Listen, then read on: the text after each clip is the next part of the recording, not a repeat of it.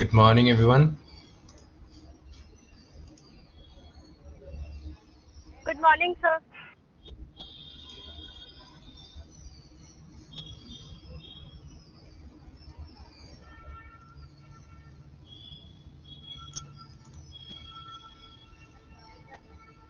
Hello.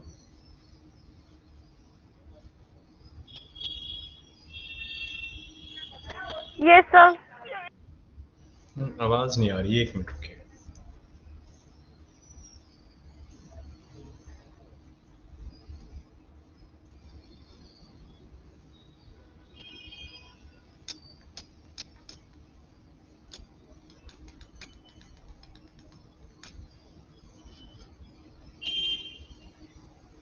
कोई बात करिए, तो आवाज नहीं आ रही मुझे आप लोगों की। Hello, sir. हाँ, बहुत धीमी आवाज आ रही है, एक मिनट।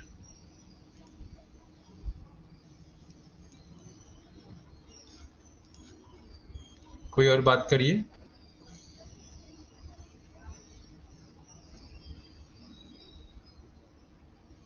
हेलो।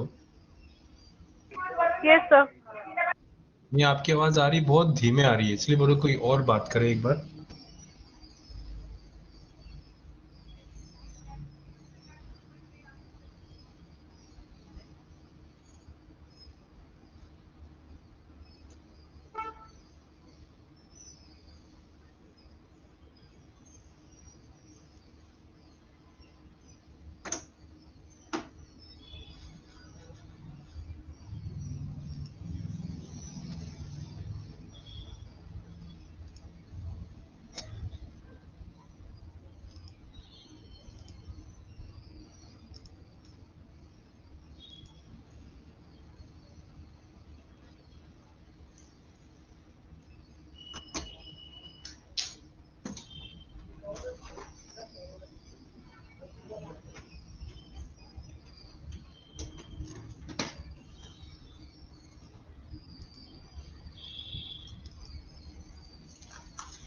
अभी बोलिए कोई।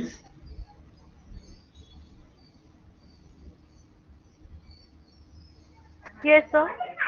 हाँ, अभी ठीक आ रही है आवाज। ठीक, okay then. Okay, good morning everyone. हम लास्ट क्लास में हमने डिस्कस किया था थोड़ा सा कि हम क्या पढ़ने वाले हैं, और मॉलिक्यूलर बायोलॉजी और इम्यूनोलॉजी दो हैं। आपको दो टॉपिक, दो अलग अलग सब्जेक्ट्स टॉपिक्स पढ़ने हैं आपको। उसमें शुरुआत मॉलिक्यूलर बायोलॉजी के बारे में हमने हल्का सा डिस्कशन किया था कि मॉलिक्यूलर बायोलॉजी में क्या क्या चीज़ इंक्लूडेड हैं। Okay, what are the topics which are included in molecular biology, how does the molecular biology started, how does it originate, and what are the aspects like just molecules के बारे में जब पढ़ना शुरू किए, खासकर शुरुआत हुआ था इसका डीएनए मॉलिक्यूल से, न्यूक्लिक एसिड से, राइट। तो नाइट्रोजन बेसिस और ये सब के बारे में जब मॉलिक्यूलर लेवल पे जब हमने पढ़ना शुरू किया, तो there came into an existence a new stream of sciences और biological sciences, that is molecular biology.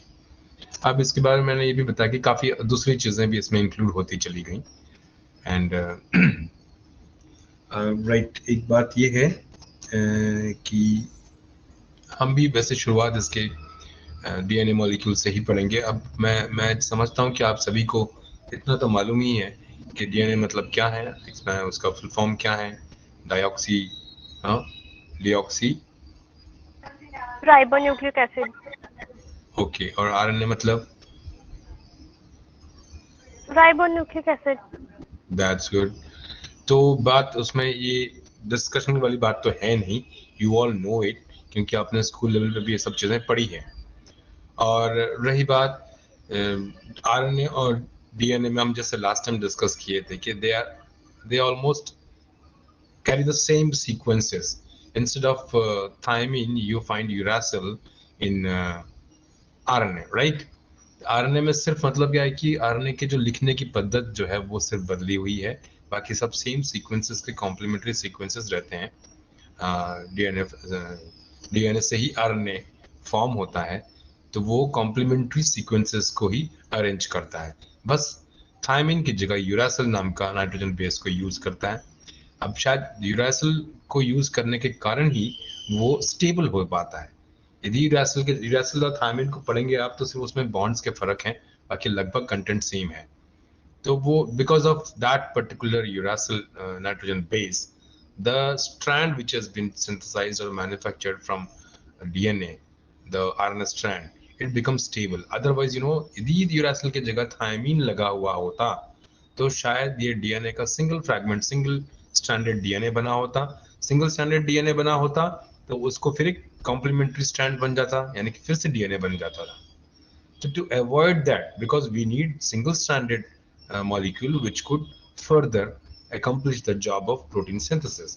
तो इसीलिए वो एक सिंगल स्ट्रैंड को स्टेबल करने के लिए ही वो नाइट्रोजन बेस का एक डिफरेंट नाइट्रोजन बेस वहां पे अटैच होता है, which helps that particular strand to stabilize and not to form another strand, या फिर एक और डीएनए मॉलिक्यूल ना बनाने के लिए ही शायद ये अरेंजमेंट्स ऐसे हैं।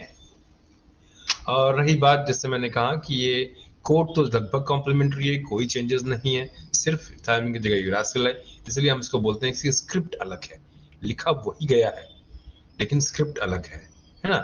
तो इसलिए हम इसको बोलते हैं ट्रांसक्रिप्शन, क्योंकि एक स्क्रिप्ट से दूसरे स्क्रिप्ट में हम ट्रांसक्राइब कर रहे हैं इसको, राइट। और दूसरे केस में जब हम बोलते हैं कि आरएनए जब फॉर्म हो गया, वो यूजुअली अपने राइबोसोम्स की मदद से वो अपने आप को अरेंज करता है, और एक और टाइप का आरएनए फॉर्म होता है जिसको हम टीआरएनए कहते हैं, जो कैरी करता है अमाइनो एसिड्स को। वो अपने एक एंड से अमाइनो एसिड्स को कैरी करता है, और उसका एक दूसरा एक पोर्शन है जो इस आरएनए का जो कोड लेके आया है, उस आरएनए का कॉम्प्लीमेंट्री कोड उसके पास होता है। तो और यूजुअली ये 3-3 के फॉर्मेट में चलते हैं। जैसे हम बोलते हैं बचपन में, स्कूल तो आप लोग तो पता नहीं किए कि नहीं, हमारे टाइम में तो स्कूल में जब भी हम कोई परेड या फिर कोई प्रोग्रेशन होता था, जैसे कि हम स्कूल से निकल के किसी जगह विजिट कर रहे हैं नजदीक के प्लेस में, तो पैदल पैदल जाया करते थे। तो जाते समय हमको बोलते कि 2 के फाइल में, 2 के फाइल मतलब 2 की लाइन बनाते थे, या फिर 3 की फाइल्स में। तो वैसे ही ये जो डीएनए आरएनए और उसका जो ट्रांसलेशन वाला पोर्शन है, जहाँ पे एमआरएनए जो है या आरएनए जो है प्रोटीन सिंथेसाइज करता है, तो उस समय ये जो सीक्वेंसेस हैं वो ट्रिपलेट्स में कोडेड रहते हैं, यानी हर एक ट्रिपलेट, हर एक 3 नाइट्रोजन बेस किसी एक पर्टिकुलर अमीनो एसिड को डिनोट करता है या फिर कोड करता है। और वो कोड को रिकॉग्नाइज करने के लिए जो हमारा दूसरा टाइप का जो आरएनए है, जिसको हम टीआरएनए कहते हैं, उसके पास एंटी कोडॉन होता है, या फिर हम उसको ट्रिपलेट वाला जो हम उसको कोडॉन कहते हैं। और वैसे ही कोडॉन मतलब सिंगुलर फॉर्म है, कोड का सिंगुलर फॉर्म कोडॉन, और वैसे ही ट्रिपलेट कोडॉन है, 3 अमीनो एसिड नाइट्रोजन बेस साथ में काउंट किए जाते हैं, और उस तीनों के साथ ही एक एंटी कोडॉन, यानी कि उसका कॉम्प्लीमेंट्री स्ट्रैंड हमको टीआरएनए में मिलता है, कि जो एक अमीनो एसिड को कैरी करता है, उसकी अपनी एक एफिनिटी होती है अमीनो एसिड को कैरी करने की। जब ऐसे ही एक सीक्वेंस, एक कोड, एक कोडॉन, दूसरा कोडॉन, ऐसे नजदीक नजदीक जो है, वो एक एक करके एक एक टीआरएनए को अट्रैक्ट करेंगे as per there anti codon compatibility, और वो एक एक अमीनो एसिड को वो नजदीक लेते हुए आएंगे। जैसे जैसे 2 अमीनो एसिड नजदीक आएंगे तो उनमें एक पेप्टाइड बॉन्ड जनरेट होता है, जिसको हम बोलते हैं CONH बॉन्ड या फिर पेप्टाइड बॉन्ड। इसलिए हम एक अमीनो एसिड 2 अमीनो एसिड साथ में मिलते हैं तो हम उसको बोलते हैं, किसी को मालूम है 1-2 अमीनो एसिड साथ में मिले तो उन्हें क्या कहा जाता है? 2 अमीनो एसिड साथ में मिले, या फिर बहुत सारे अमीनो एसिड साथ में रहे तो क्या? बहुत सारे अमीनो एसिड साथ में रहे तो हम प्रोटीन कहते हैं उसको। तो अभी एक नॉमेनक्लेचर है कि सिर्फ 2 ही अमीनो एसिड साथ में मिले हैं तो उन्हें कुछ कहा जाता है, और 2 से लेकर 20 तक के अमीनो एसिड जो हैं साथ में हैं, 20 अमीनो एसिड साथ में लगे हैं, उन्हें कुछ कहा जाता है। और 20 से लेकर 200 तक का, उन्हें भी कुछ कहा जाता है, यानी कैटेगराइज किया हुआ है। और 200 से ऊपर अमीनो एसिड सीक्वेंस में है तो वी कॉल देम प्रोटीन कहते हैं उन्हें। 200 से ऊपर अमीनो एसिड्स यदि साथ में लगे हुए हैं सीक्वेंस में तो we call them as proteins. So now can anybody tell me what is the nomenclature that has been given to a protein molecule which has got 20 to 200? 20 से लेकर 200 अमीनो एसिड के सीक्वेंसेस साथ में हो तो उसे किस टाइप का प्रोटीन कहा जाता है? एनीबॉडी?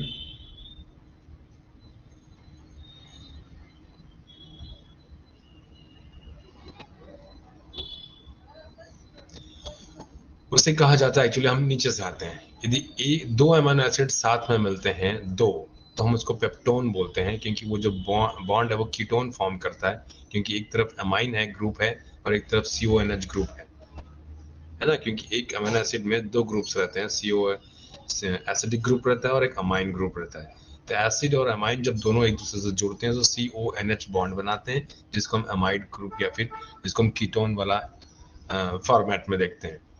तो वो जो ऑन लिखा है इसलिए पेप्टोन बोला जाता है। कुछ लोग पेप्टाइड भी लिखते हैं इसको, लेकिन 2 से लेकर 20 तक जितने सीक्वेंसेस वाले जो प्रोटीन मॉलिक्यूल्स हैं उसको हम पेप्टाइड्स बोलते हैं, क्योंकि उसमें कम से कम 2 होंगे या फिर ज्यादा से ज्यादा 20 होंगे। 20 से लेकर 200 तक यदि पेप्टाइड्स हैं तो हम उसे पॉलीपेप्टाइड्स बोलते हैं, पॉलीपेप्टाइड्स। और 200 से ऊपर चले गए तो वो प्रोटीन्स कहलाते हैं। फिर प्रोटीन्स में भी अलग अलग टाइप है कि प्राइमरी प्रोटीन्स हैं, सेकेंडरी प्रोटीन्स हैं, टर्शियरी प्रोटीन्स हैं, यानी कि डिपेंडिंग अपॉन द जो अमीनो एसिड का सीक्वेंस है वो कैसे एग्जिस्ट करता है, उसके बेसिस पे भी हमने उनको कैटेगराइज किया हुआ है ना। Primary, secondary and tertiary. Primary simple form है, 200 से ऊपर के अमीनो एसिड्स लगे हुए एक चेन में और सिंपल फॉर्म में है, तो हम उसे कहते हैं प्राइमरी प्रोटीन्स। जैसे कि हमारा अल्बुमिन है, ब्लड में अल्बुमिन जो है वो स्ट्रेट चेन अमीनो एसिड है, 300 समथिंग प्लस अमीनो एसिड्स रहते हैं साथ में उसमें, और वो स्ट्रेट चेन है, उसमें कोई ब्रांचिंग नहीं है।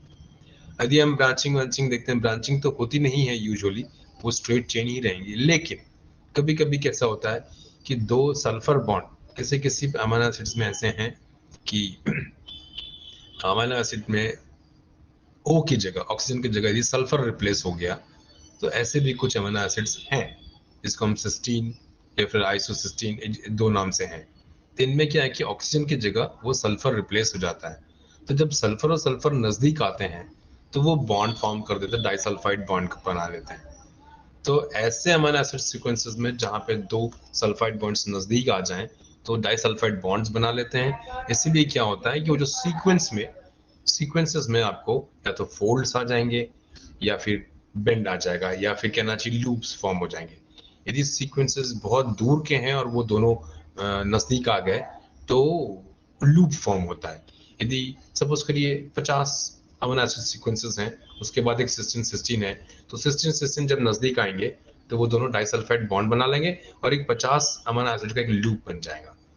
यदि मान लीजिए वो जो सिस्टीन सिस्टीन 5 अमीनो एसिड के बाद में ही है, 5 अमीनो एसिड के बाद ही 2 हैं, दोनों जब डलेंगे तो बहुत छोटा सा ऐसा कर्व बनेगा या बेंड बनेगा, जिसको हम कहते हैं प्लीट्स कहते हैं। जब वो प्लीट्स यूजुअली कहा जाता है कि जब तुरंत एक सिस्टीन, एक अमीनो एसिड फिर दूसरा सिस्टीन है तो वो प्लीट फॉर्म करता है। प्लीट मतलब आप समझते हैं, पेपर को फोल्ड करे क्रीज जो बनती है वैसी वाली प्लीट। तुरंत जब सिस्टीन सिस्टीन बॉन्ड बना लेंगे तो वो प्लीट्स कहलाते हैं। और रहे तो बेंड्स कहलाते हैं, sometimes they call bends, sometimes loops. इनको हम सेकेंडरी में काउंट करते हैं। और ये बहुत मल्टीपल साइट्स पे उस चेन में बहुत जगह ऐसा बन जाता है, लूप्स, प्लीट्स और ये सब बन जाएंगे, तो वो क्या ना गुथा हुआ नजर आता है, इट बिकम्स ग्लोबुलर। तो जो ग्लोबुलर अमीनो एसिड्स हैं जो यूजुअली मल्टीपल साइट्स पे एक दूसरे से जुड़ चुके हैं, हालांकि एक स्ट्रेट चेन कंपाउंड ही है, लेकिन वो बहुत सारे पॉइंट्स पे एक दूसरे से डाइसल्फाइड लिंकेजिंग या फिर किसी और बॉन्ड के लिंकेजिंग से वो एक ग्लोबुलर फॉर्म ले लेते हैं, जो यूजुअली टर्शियरी स्ट्रक्चर्स कहलाते हैं। और एक्टिविटी के लिए यूजुअली टर्शियरी वाले मॉलिक्यूल्स जो हैं वो सेकेंडरी या प्राइमरी वाली स्टेज में आके एक्ट करते हैं। समटाइम्स टर्शियरी स्टेज में ही वो कुछ मॉडिफिकेशंस करते हैं और एक्टिव हो जाते हैं। समटाइम्स ग्लोबुलर स्टेज में कुछ कुछ साइट्स, मतलब उसमें कुछ ऐसे नॉचेस बन जाते हैं, कन्फर्मेशनल चेंजेस ऐसे आते हैं, कन्फर्मेशनल स्पेसेस बन जाते हैं, जिसमें कि एक सबस्ट्रेट या दूसरा मॉलिक्यूल अटैच होकर रिएक्शन या फिर जो भी फर्दर जो भी जो कोई फंक्शनैलिटी है उस मॉलिक्यूल की वो अकम्प्लिश होती है। तो that this is the way. ये जो प्रोटीन का एक नॉर्मल एक जनरलाइज्ड ओवरव्यू है। और लास्ट टाइम जैसे हमने ये भी एक बात को ओवरव्यू लिया था, डिस्कस किया था कि ट्रांसक्रिप्शन क्या चीज था, ट्रांसलेशन क्या चीज था। अब जैसे कि आप सब शायद अभी समझ गए होंगे, ट्रांसक्रिप्शन मतलब सिर्फ स्क्रिप्ट चेंज हुई है, डीएनए से आरएनए के स्क्रिप्ट में सीक्वेंसेस कुछ भी चेंज नहीं हुआ, कोड बिल्कुल चेंज नहीं हुआ है, सिर्फ उसका कॉम्प्लीमेंट्री है। और रही बात जब एमआरएनए से जब अमीनो एसिड जब बनता है, तो वो क्या हो गया कि एक नाइट्रोजन बेस के कोड से या ट्रिपलेट का कोड से, उसके एंटी कोडॉन की मदद से, एक टीआरएनए की मदद से, जो कि एक अमीनो एसिड लेके आ रहा है, तो अमीनो एसिड जब नजदीक आते हैं तो वो एक दूसरे से मिल जाते हैं, पेप्टोन बॉन्ड बनता है या पेप्टाइड बॉन्ड बनता है, जिससे कारण वो प्रोटीन मॉलिक्यूल्स का सिंथेसिस शुरू होता है। तो ये जो क्या है, इस कोड से हमें किसी मॉलिक्यूल्स का सीक्वेंस मिल रहा है, तो उसे हम कहते हैं translation, because this code, this language has been translated into some other language. The nitrogen based language has been translated into amino acid language. और वहां पे कैसा था, nitrogen based language of DNA is written same in the RNA nitrogen based language. यानी कि दोनों का nitrogen based language में प्रोनाउंसिएशन सेम है। जैसे मैंने बताया आई गो टू स्कूल, हमने लिखा इंग्लिश में, उसी को हिंदी के स्क्रिप्ट में लिखा होगा तो आई गो टू स्कूल। तो ये जो है शब्द या फिर सीक्वेंस या कोड सेम है, सिर्फ स्क्रिप्ट जो है चेंज हो गई है। यानी कि डीएनए की अपनी स्क्रिप्ट जो थी वो आरएनए की स्क्रिप्ट में लिखी गई, इसलिए हम ट्रांसक्रिप्शन कहते हैं, राइट। तो very simple thing to understand. अब ये प्रोटीन सिंथेसिस की बात है, लेकिन जिससे मैंने कहा था पिछली बार हमें ये अलग अलग सेक्शन में पढ़ना है इसको। तो सबसे पहली बात ये भी मैंने कहा था कि यदि प्रोकैरियोट्स को आप कंपेयर करेंगे यूकैरियोट्स के साथ में, उसमें यदि प्रोटीन सिंथेसिस को आप फोकस करते हैं, तो you would find that in prokaryotes where the nucleus is not defined, confined, it does not carry any boundaries. So what happens, the time when the mRNA is being synthesized या फिर transcription जब हो रहा होता है, DNA से RNA बन रहा होता है, तो उसी समय उसके जो आरएनए जिससे बनता हुआ बाहर निकल रहा है डीएनए से, उसी एंड को राइबोसोम से अटैच होते हैं और वो ट्रांसलेशन करना शुरू कर देते हैं। That's why in prokaryotes we call protein synthesis is coupled transcription and translation. और वही बात यदि हम यूकैरियोट्स की बात करें, तो यूकैरियोट्स में कैसा है कि ये पहले एमआरएनए बनेगा, क्योंकि अभी यूकैरियोट्स में न्यूक्लियस कन्फाइंड है, न्यूक्लियस डिफाइंड है, न्यूक्लियस ऑर्गेनाइज्ड है, उसके अंदर न्यूक्लिक मटेरियल जो कि डीएनए कहलाता है, वो वहां पे न्यूक्लियस के अंदर वो आरएनए फॉर्म करेगा, and that RNA has been transported out of that nucleus to the cytoplasm, and with the help of ribosomes in the cytoplasm, it again forms it manufactures or it synthesizes the amino acid sequences or protein molecules. So this process, the transcription occurs inside the nucleus and translation occurs outside the nucleus. That's why we call it as in eukaryotes the protein synthesis is compartmentalized. So here it is compartmentalized transcription and translation for the protein synthesis in eukaryotes. Eukaryotes, those who have got nucleus with them, right? तो ये कुछ बातें थी, but before going into the protein synthesis, we need to understand what exactly DNA molecule is and how does it replicate itself.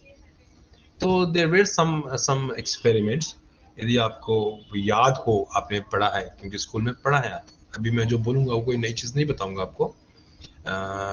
वो ये कि यदि हम प्रोकैरियोट्स को देखें तो उनके पास भी डीएनए है, लेकिन डीएनए यूजुअली प्रोकैरियोट्स के पास सर्कुलर डीएनए देखा गया था। उनमें जैसे हमारे पास लीनियर डीएनए है, वैसे लीनियर डीएनए उनके पास नहीं है, उनके नहीं था, उनके पास सर्कुलर डीएनए था, क्योंकि प्रिमिटिव थे। तो सर्कुलर डीएनए में रेप्लिकेशन कैसा होता है, यानी डीएनए पूरा सर्कुलर है, एंड टू एंड जुड़ा हुआ है, तो वो कैसे रेप्लिकेट होंगे। रेप्लिकेट मतलब डुप्लीकेट, और रेप्लिकेशन कब होगा, डुप्लीकेशन कब होगा, जब वो सेल डिवाइड हो रहा होता है। तो क्या होता है, रेप्लिकेट होने के बाद कंडेंस होके क्रोमोसोम्स बनाता है। क्रोमोसोम्स को with the help of astral fibres दो अलग अलग पोल्स की तरफ खींचे जाते हैं, फिर उनके चारों तरफ न्यूक्लियर मेम्ब्रेन डेवलप होता है, डाइकाइनेसिस कहते हैं। इस प्रकार सेल डिवाइड होता है। तो डिवीजन में अभी आप सेल साइकिल भी यदि पढ़े होंगे तो सेल साइकिल में भी आपने जाना है कि कैसे ये ग्रो करते हैं, कैसे इंटरफेज में रहते हैं, कैसे ये फिर सिंथेसिस फेज में जाते हैं, फिर थोड़ा सा टाइम के लिए ग्रो करते हैं, फिर देन कैसे माइटोटिकली डिवाइड हो जाते हैं, फिर देन कैसे फिर से ये रस्टिंग फेज में जाते हैं. This is what the cell cycle is. तो वो एस फेज जो होता है वो सिंथेसिस फेज, जिसमें कि डीएनए अपने आप को मल्टीप्लाई करता है so that equal amount of DNA will be there in the next generation cells. एक से जो दो सेल बनते हैं नेक्स्ट जनरेशन के, in that equal amount of DNA molecules आ जाए, इसलिए डीएनए को अपने आप को डुप्लीकेट करना होता है, राइट. तो ये डुप्लीकेशन को भी सबसे पहले, मतलब प्रोटीन सिंथेसिस पढ़ने से पहले हमें ये डुप्लीकेशन वाला पार्ट समझना जरूरी है कि how does it happen. And the same way in eukaryotes में क्या डिफरेंट है क्या? Of course it has to be थोड़ा बहुत शायद डिफरेंट हो, क्योंकि गोल चीज को डुप्लीकेट करना और एक सिंगल लीनियर चीज को डुप्लीकेट करने में थोड़ा सा फर्क हो सकता है, क्योंकि गोल वाली चीज क्या एक पॉइंट से शुरू हुए तो वो उसी पॉइंट पे वापस आ जाएंगे. मल्टीपल डुप्लीकेशंस कर सकते हैं यदि चाहिए तो, लेकिन लीनियर में कैसा है, एक पॉइंट से शुरू करेंगे, आप दूसरे पॉइंट पे एंड करेंगे. Again if you want to do another duplication you need to come back to the first position again. So this makes difficult, this is the I mean demerit है इसका linear DNA का duplication का. लेकिन हमेशा हमें multiple duplications करने की जरूरत नहीं पड़ती है, एक बार डुप्लीकेट होता है और वो सेपरेट हो जाता है. तो दैट वे. लेकिन कभी कभी जैसे आपने देखा होगा, यदि फर्स्ट ईयर में था वो एक्सपेरिमेंट अपन ने किया नहीं है, कायरोनोमस लार्वा होता है व्हाइट फ्लाइज का, डिप्टेरा मतलब इंसेक्टा क्लास का एक ऑर्डर है डिप्टेरा, जिसमें मॉस्किटो भी आता है. उसी में एक फ्लाइज है, एक इंसेक्ट है, उसका कायरोनोमस, उसका लार्वा का नाम है. वो कायरोनोमस लार्वा में यदि आप सलाइवरी ग्लैंड के पास कट करेंगे उसको और उसको मैश करके, यदि हम न्यूक्लिक एसिड वाला स्टेन, यानी बहुत सारे हैं और सीन लगता है उसमें, एसिटोर्सिन करके बोलते हैं, वो डालते हैं, तो उससे क्या होता है कि एसिटोर्सिन जो है अल्डिहाइडिक फंक्शनल ग्रुप्स को पकड़ता है और हमारे डीएनए मॉलिक्यूल्स में वो अल्डिहाइडिक ग्रुप्स रहते हैं. तो वो पास करके बेशिफ्स रिएजेंट भी है, तो ये शिफ्ट थोड़ा सा महंगा पड़ता है, तो वी यूजुअली यूज ऑर्सिन यूज करते हैं, ऑर्सिन एसिटोर्सिन डिप करते हैं हम सेक्शंस को या टिश्यू को, तो we get to see the DNA molecule which has been stained. तो स्टेन हुआ वाला डीएनए मॉलिक्यूल नजर आता है. तो वहां पे देखा गया है कि हमें वो जायंट क्रोमोसोम्स नजर आते हैं. क्रोमोसोम्स बहुत जायंट मतलब बड़े रहते हैं, उनमें बैंड्स नजर आते हैं. दो टाइप के जायंट क्रोमोसोम्स आइडेंटिफाई किए गए हैं. एक तो है जिसमें बैंड्स हों, लाइट डार्क बैंड्स नजर आते हैं, जिसको हम पॉलीटीन क्रोमोसोम कहते हैं. और कुछ क्रोमोसोम्स ऐसे हैं जिसमें एक ही जगह गुच्छा जैसा नजर आता है, पफ्स नजर आते हैं, तो हम उसको बोलते हैं लैम्ब्रिश क्रोमोसोम भी कहते हैं. तो ये दो टाइप के ये अलग अलग एनिमल्स में पाए जाते हैं. दिस इज बस just because I just wanted to tell you, क्योंकि इन जो पोर्शन में जहाँ डार्क पोर्शंस हैं पॉलीटीन क्रोमोसोम में, डार्क रेड बैंड में से जो डार्क बैंड है, वो डार्क बैंड ये डिनोट करता है कि वहां का DNA sequence multiple times duplicate हो गया है. And that is, there is a reason behind it why those larvae have those multiplied DNA sequences. That is because those sequences which have been multiplied, so multiply divided, duplicated, क्योंकि वो एक sequence जो है वो एक ऐसा enzyme बनाता है जो खाते हैं उसको डाइजेस्ट करने में मदद करता है. एमाइलेज नाम का एक एंजाइम है, तो उसको डाइजेस्ट करने, फूड को डाइजेस्ट करने के लिए एमाइलेज लगता है. तो वो एमाइलेज को बनाने के लिए, क्योंकि आप देखें लार्वल स्टेज में हमेशा इंसेक्ट का जो ग्रोइंग फेज है, लार्वल स्टेज, वो हमेशा बहुत सारा फीड करता है, बहुत सारा फीड करके वो फिर डायपोज में चला जाता है, यानी कि प्यूपा वाली स्टेज में चल जाता है. एंड देन फिर वो ट्रांसफॉर्म होके वो एक नया एनिमल बनता है. ये है मेटामॉर्फोसिस, है ना. Morphosis change, Meta means complete, morphosis मतलब चेंज, मेटामॉर्फोसिस हो जाता है. इल्ली कैसे दिखती है और बटरफ्लाई कैसे दिखता है, total transformation, complete change in development. तो ये जब वो डेवलप होते रहते हैं तो दे नीड, जब वो प्यूपा बनाते हैं जिसके अंदर वो कुछ समय के लिए रहते हैं, अपने आप को ट्रांसफॉर्म करते हैं, उस समय तक के लिए वो जो एनर्जी लगती है उनको, तो वो खाते हैं वो लार्वल स्टेज में. They store the energy, they eat and they store the energy, so that will be utilized for the transformation into an adult. तो ये चीजों के लिए उनको जो खा रहे हैं उसको डाइजेस्ट करने के लिए ज्यादा एंजाइम की जरूरत पड़ती है. तो फॉर दैट रीजन ये जो पोर्शंस हैं, जो डार्क पोर्शंस नजर आते हैं, वो उस पर्टिकुलर एंजाइम के सीक्वेंसेस है जो मल्टीपली डुप्लीकेट हो चुके हैं, ताकि अब जैसे मैं आपको बताऊं, एक छोटा सा एग्जांपल, हमको स्कूल में बोलते थे कि एक साड़ी को सुखाया गया तो 5 मिनट लगता है सूखने को, तो 10 साड़ियों को सुखाने के लिए कितना समय लगेगा?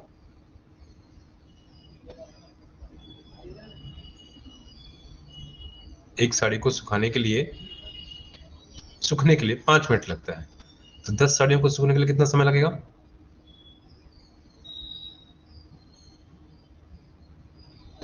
Nobody wants to say anything.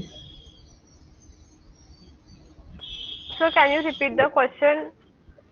अच्छा, मेरी आवाज नहीं आ रही बराबर? सर नेटवर्क प्रॉब्लम है थोड़ा सा। अच्छा, मैंने कहा कि एक साड़ी मान लीजिए 5 मिनट में सूखती है, तो 10 साड़ियां कितने मिनट में सूखेंगी? 50 मिनट में। अच्छा, कोई और डिफरेंट ओपिनियन? सर आपने क्या बोला, एक साड़ी 5 मिनट में सूखती है, तो 10 साड़ियाँ कितने मिनट में सूखेगी? हाँ, 5 मिनट। 5 मिनट में ही 10 सूख जाएंगी ना, एक साथ सुखा रहे आप? हाँ सॉरी। नहीं, हाँ, तो वही कहना चाह रहा हूँ कि यदि हम वो जो एंजाइम की जरूरत थी इनको, जिस एंजाइम को यूज करके ये वो एमाइलेज को यूज करके डाइजेस्ट कर रहे थे, एक ही मान लीजिए एमाइलेज आएगा तो वो एक ही मॉलिक्यूल को डाइजेस्ट करेगा। अब मान लीजिए आप ज्यादा खा रहे हैं तो आपको ज्यादा मॉलिक्यूल्स की जरूरत है एमाइलेज की, तो दैट्स वाई ये वो सीक्वेंसेस को रिपीट करके वो मॉलिक्यूल्स क्रोमोसोम्स को बड़ा कर लेते हैं, ताकि वो ज्यादा एमाइलेज बने, एक साथ बने, एक के बाद एक तो बनाएगा ही, वो सीक्वेंस से पहले एमाइलेज बनाएगा, यूज होगा, फिर दूसरे फिर से बनाएगा, वो कंटिन्यूस काम करता रहेगा। लेकिन हमारे खाने की जो प्रक्रिया है, the action of feeding is much more than that digestion, so we need the enzyme also more. So for that purpose what happens कि वो जो एंजाइम जो है लार्ज क्वांटिटीज में बनना चाहिए, फॉर दैट रीजन वो जो सीक्वेंसेस हैं जो डीएनए में, वो सीक्वेंसेस मल्टीपली डुप्लीकेट हुए रहते हैं, that's why we find them as giant chromosomes या पॉलीटीन क्रोमोसोम्स कहते हैं। तो एक साथ ढेर सारा अमाइलेज एक साथ बना लेते हैं ताकि ढेर सारे फूड को डाइजेस्ट कर पाए, तो दैट्स द बेसिक रीजन। तो ये हमें वो चीज समझना, मतलब मल्टीपल डुप्लीकेशंस कहाँ होते हैं, मैंने बोला तो वो यहाँ ऐसे जगहों पे होता है, अदरवाइज मल्टीपल डुप्लीकेशंस का कोई रोल नहीं है, सिंपली एक बार डुप्लीकेट होता है जब सेल डिवाइड होता है, फिर जब आगे फिर से सेल डिवाइड होगा, फिर से वो डुप्लीकेट होगा।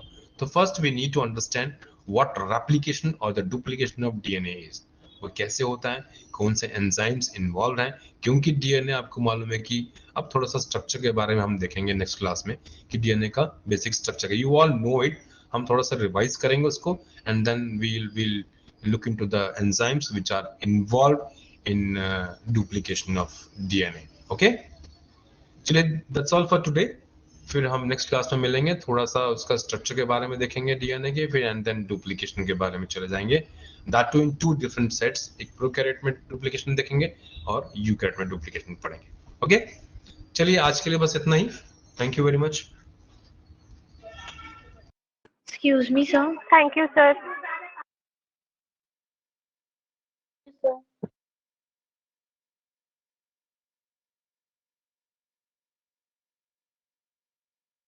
सर आपकी आवाज नहीं आ रही है।